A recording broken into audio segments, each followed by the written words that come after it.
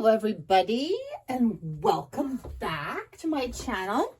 I have a new setup and my camera is really way high above the desk and I have to stand on a stool to operate it. So hold on, let me just double check and make sure it's actually running, and then I can, yes, I see the counter. I see the counter going.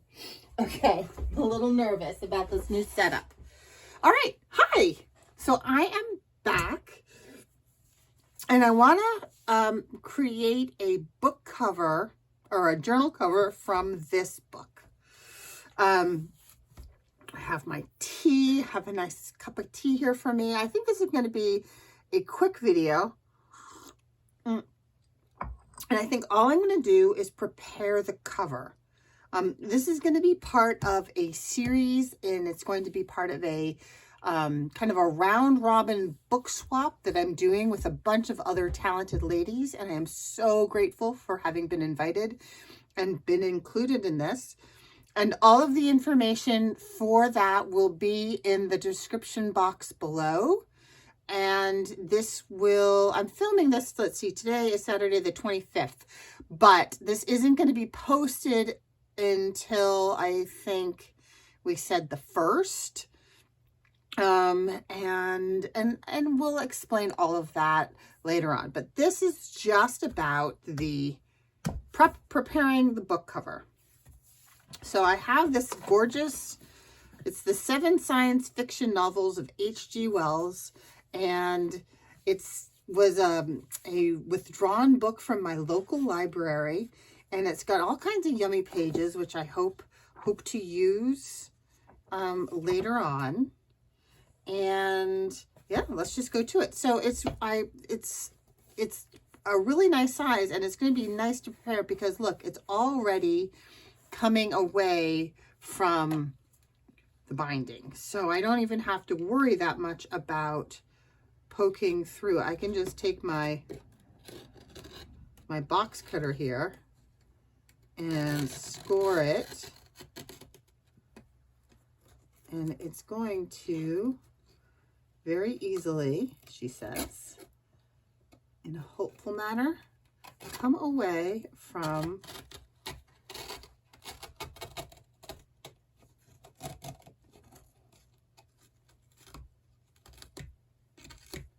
the spine.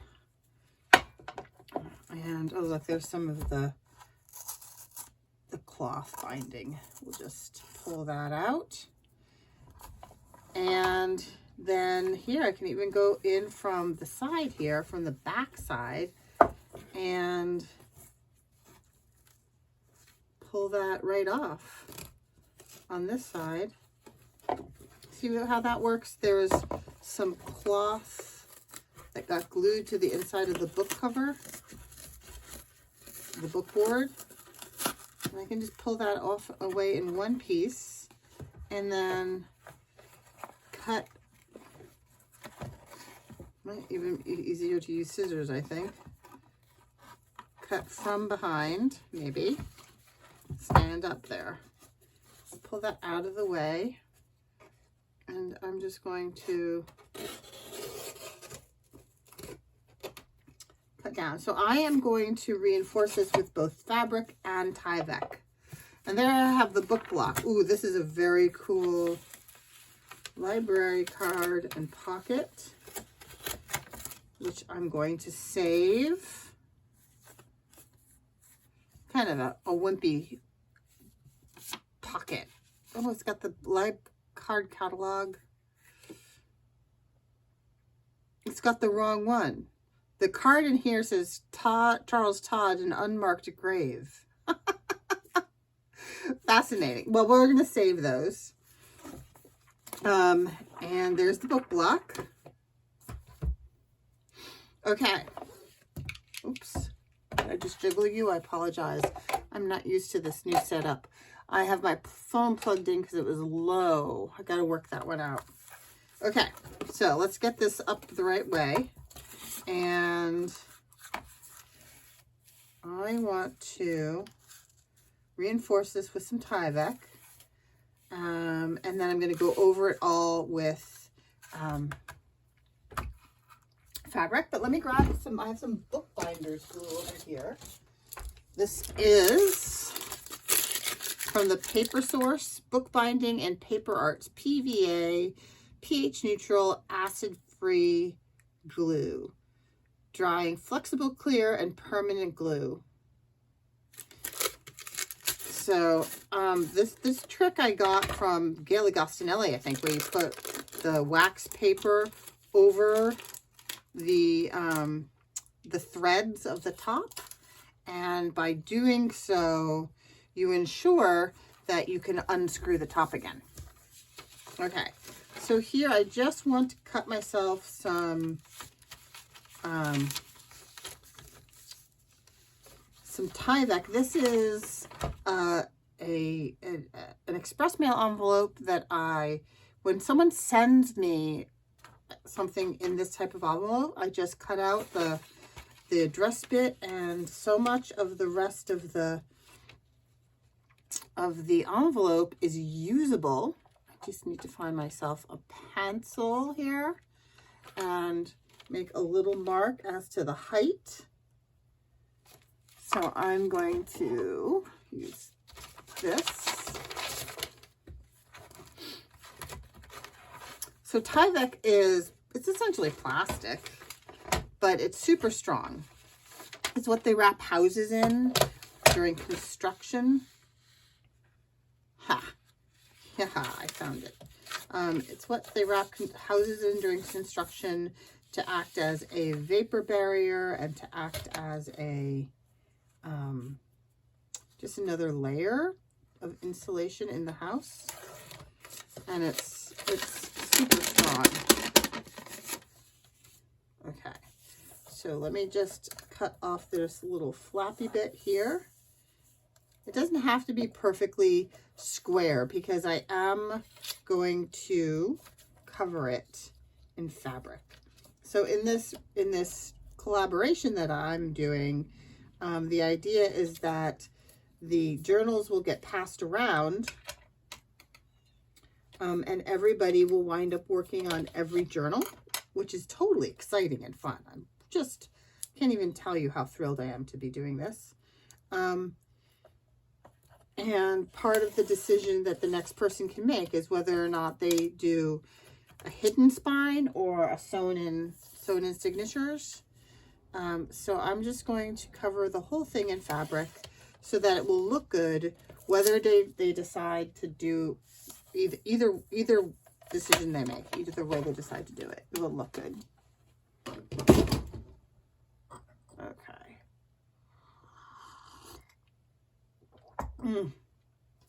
That's Earl Grey tea with a little sugar and a little almond milk. It tastes so good. It is a cold, kind of gray, overcast day. Okay, so I need to cut this to right about there. One more cut.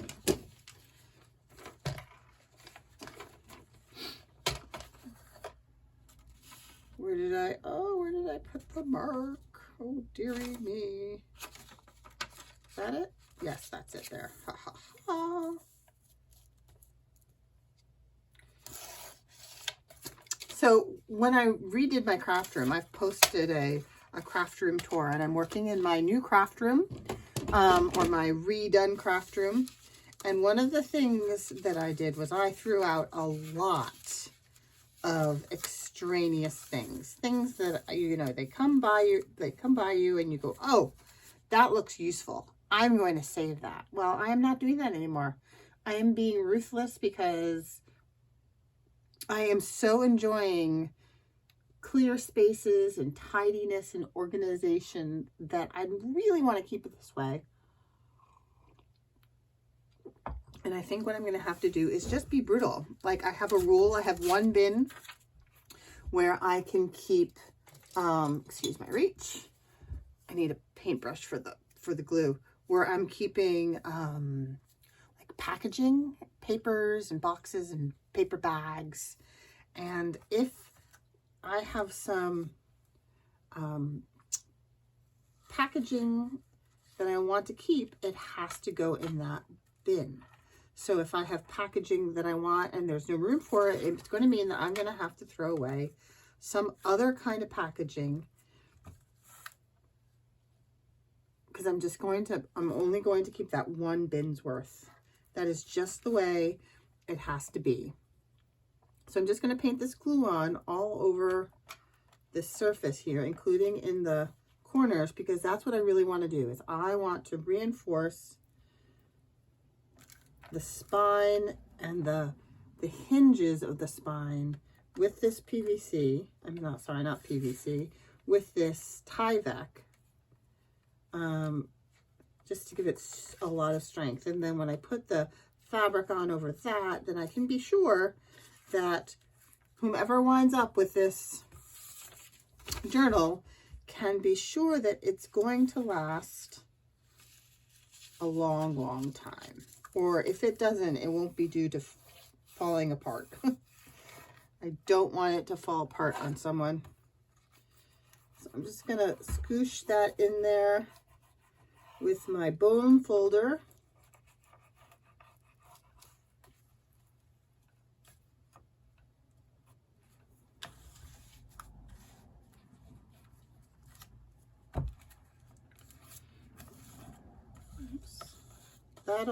That little flippy dot will lay down when I get the fabric on.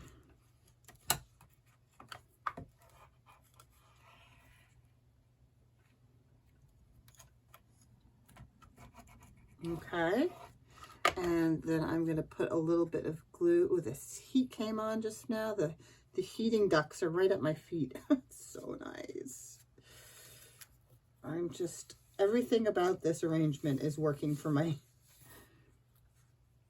And then I will glue that down like that. I'm going to lift this back up. Oh, did I? Must have gotten some glue over there. That's okay. No worries. We're going to make it all work. And then I can glue this paper back down. This fly leaf.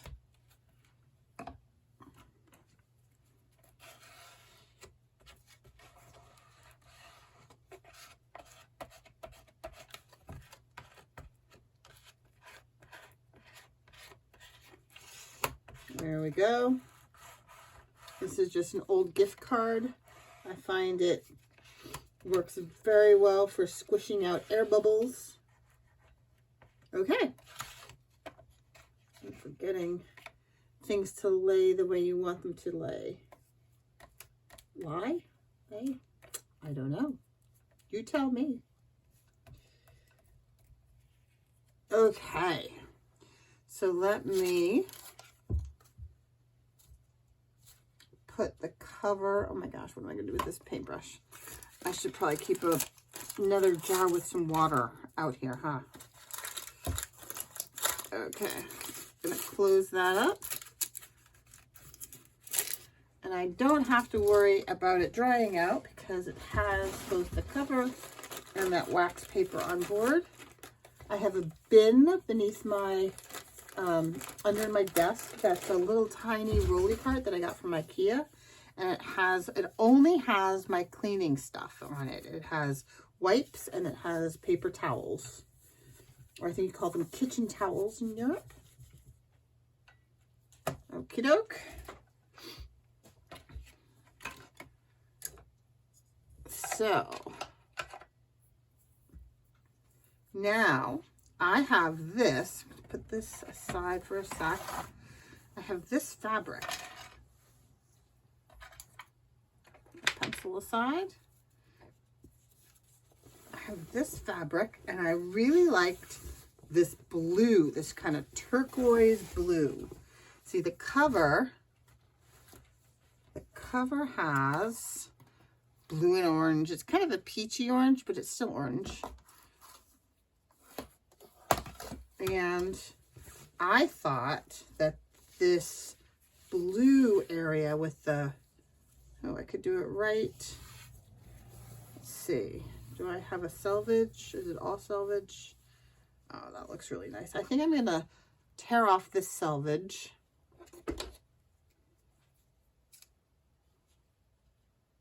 I'm gonna make a little snip there, and then I'll tear off the selvage. And so this was Tim Holtz Abandoned Rusted Patina is the fabric, and it's PWTH126. Here, can you see that? PWTH126 Rusted Patina, Tim Holtz Abandoned. I don't know if he's still making these fabrics. They're fabulous. I love all the Tim Holtz fabrics. So if he's not making them, it's a shame. But what can you do? See, I thought that would go nicely. So I think I will cut it to the height first. And I'm not really going to cut it. I'm going to give it a tear. I like the look that you get when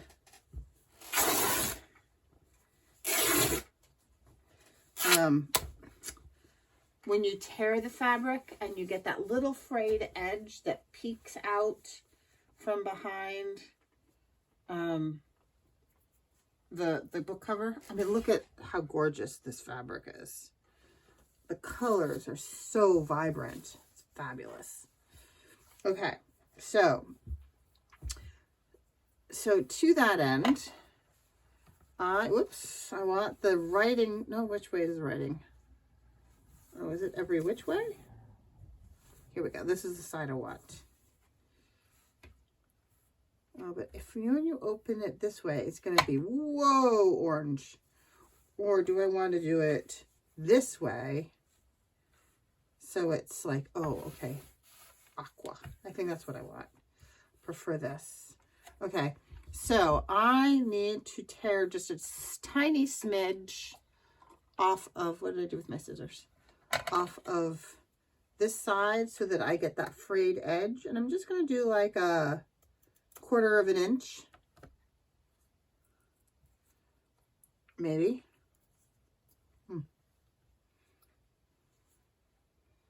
Maybe I need to do 1/2 an inch. Ooh, it's not tearing in this direction. That's interesting. All right.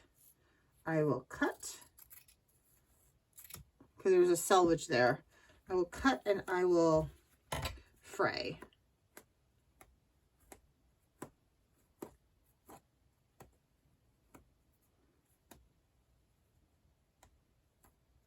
So I'm just pulling, is it the warp or the weft? One of the two woven strands off from the side.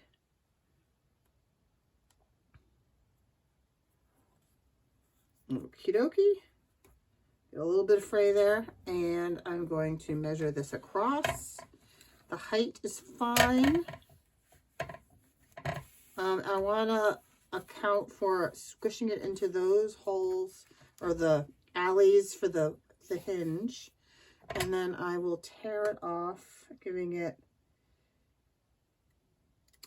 a generous over the edge. Okay, fold this up. Again, fabric is so pretty. Alrighty, so here we have our inner fabric.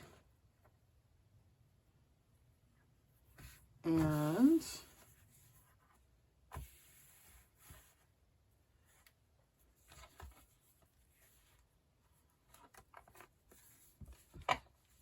might be a little too generous in terms of the height.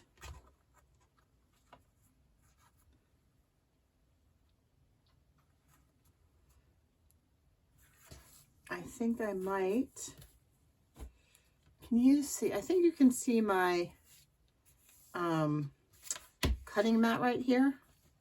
So I think what I'm going to do, because I don't think I can tear that small an edge off, I think I'm going to take my rotary cutter like that, and a, excuse my reach, and a straight edge. And I'm just going to take the height down just a smidge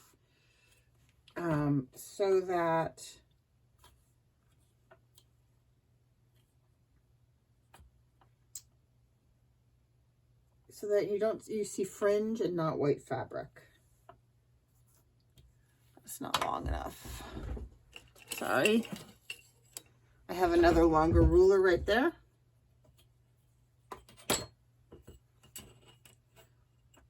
So I'm going to line this up and really just take off the slightest amount so that I have, as I say, fringe and not fabric showing.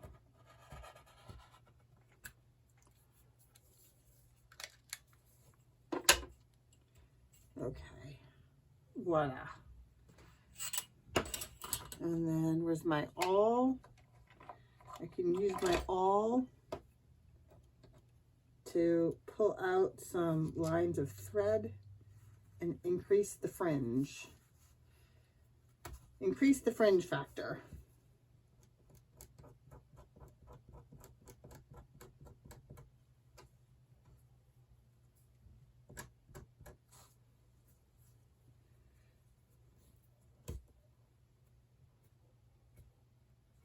There we go.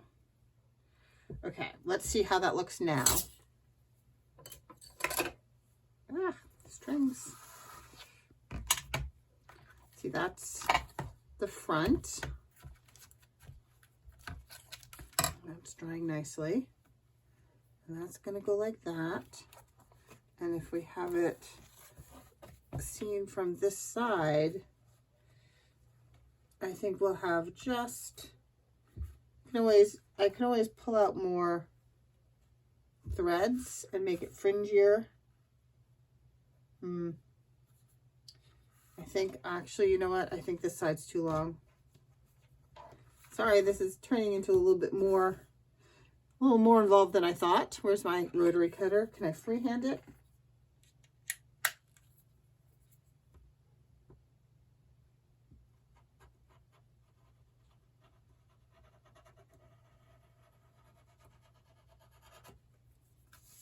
Okay, let's see how this works. Okay, I think you need to start to glue this fabric down. Now, an option would be to sew around the edge, but I think I'm just going to do the fabric. I often just do the fabric, and then I want to make a pocket for the front, and I think I want to use that original pocket that came with, but I'm just going to use that original pocket that came with as a like a faux front. But let's get this down first. Okay. Let us use, should we use Fabri-Tac? Or should I use I think Fabri-Tac is good. So I have a bottle here, Fabri-Tac. It's been sitting for a while. It's a Baby Bell bottle with the Baby Bell cover. Ooh. And it has quite the encrusting coat on top. But it seems to be moving fairly well. So I'm going to put it in the spine first, because I want to make sure that I get it into the crevices of the hinge.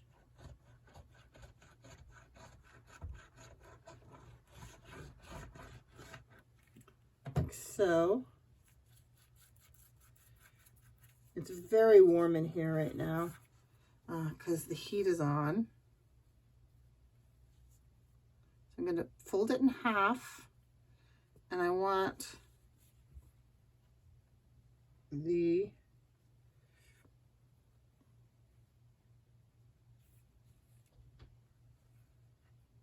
center to be centered. How does that look? Top to bottom. Looks good top to bottom.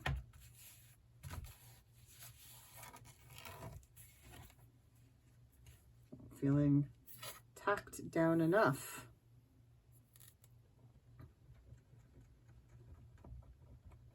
So it's drying very quickly. Fabri-Tac dries very quickly in general, but when it's very warm and dry in the house, I find that it dries even faster. There we go.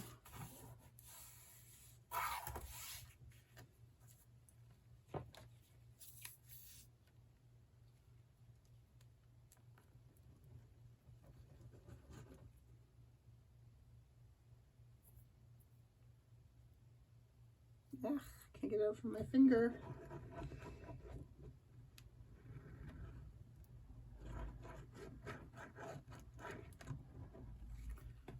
Okay.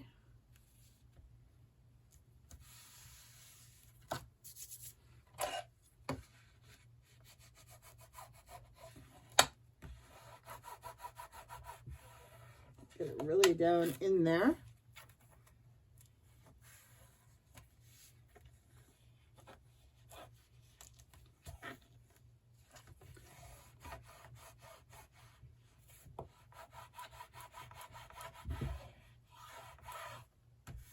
Okay, we'll do the back cover.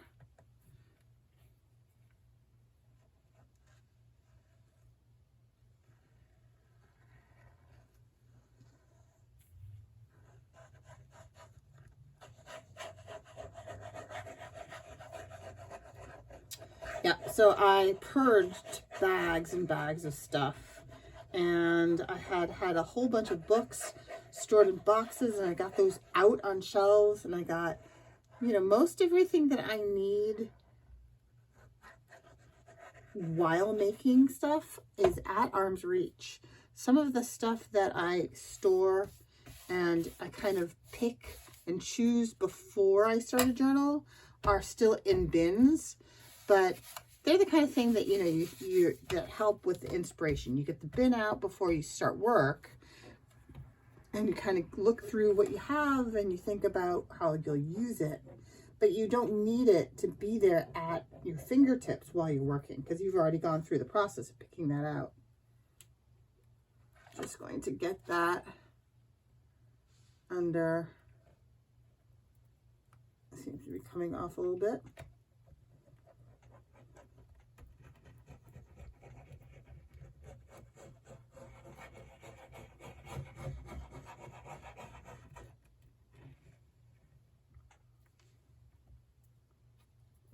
Sticky fingers.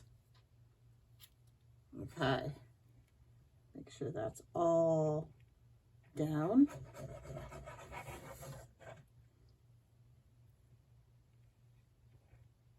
Where are these strings coming from? Why won't they leave me alone? Ah, okay. So everything seems to be working really well in terms of craft room layout and organization.